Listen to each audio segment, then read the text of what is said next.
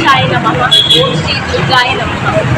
రాజేంద్ర నగర్ భవానీ కాలనీలోని శ్రీ శ్రీ మహాకాళి దేవాలయంలో ఆషాఢ మాసం బోనాల ఉత్సవాలతో పాటు అర్ధశతాబ్ది ఉత్సవాలకు సందర్భంగా ఈ నెల 26 నుండి 29వ తేదీ వరకు ప్రత్యేక పూజా కార్యక్రమాలు నిర్వహించనున్నట్లు ఆలయ నిర్వాహకులు తెలిపారు.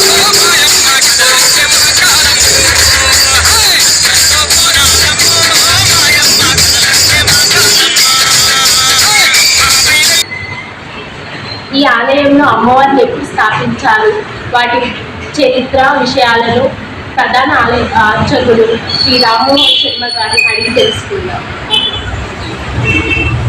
శ్రీ గురుభ్యో నమః.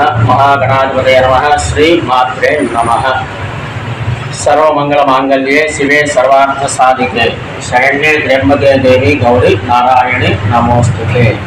హ్రీంకారాసర గర్భితామలశిఖాం సౌక్లీం కళాం విప్రతి సంవరణాంబరధారిణీం వరసుధా దూతాంత్రిణేత్రోజ్వలాం వందే పుస్తకపాష్పం పటధరాం సద్మోహితాహం జ్వలాం ధ్రువాం గౌరీం త్రిపురాంబరాత్రకలాం శ్రీచక్రాసింపురాం.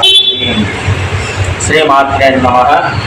శ్రీ శ్రీ మహాకాళి అమ్మవారి దేవాలయము ప్రేమావతిపేట భవానీ కాలనీ రాజేంద్ర నగర్లో వేంచేసినటువంటి శ్రీ మహాకాళి అమ్మవారు గత చరిత్ర చూసినట్లయితే పూర్వము నవాబుల కంటే ముందు నుంచి ఈ యొక్క ఆలయము ఈ గ్రామంలో మరి ఉన్నట్టుగా అమ్మవారు స్వయంభుగా వెలిసినట్టుగా చరిత్ర ఉన్నది.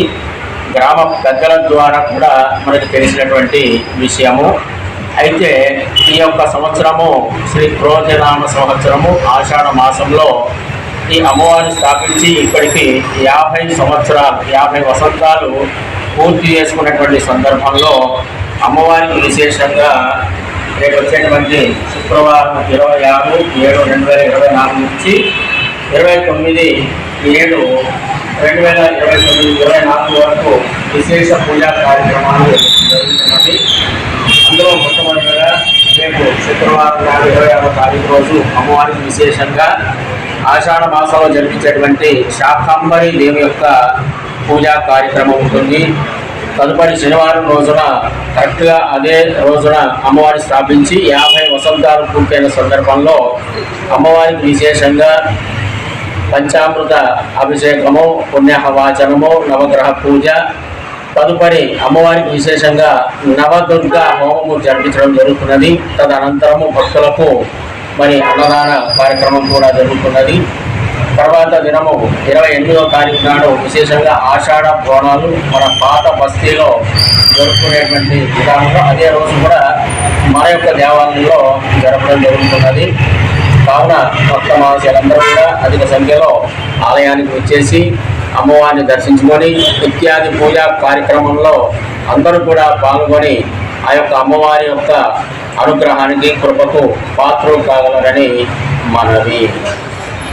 ఆలయ విశేషాలను తెలిపినందుకు పంతులు గారికి చాలా ధన్యవాదాలు.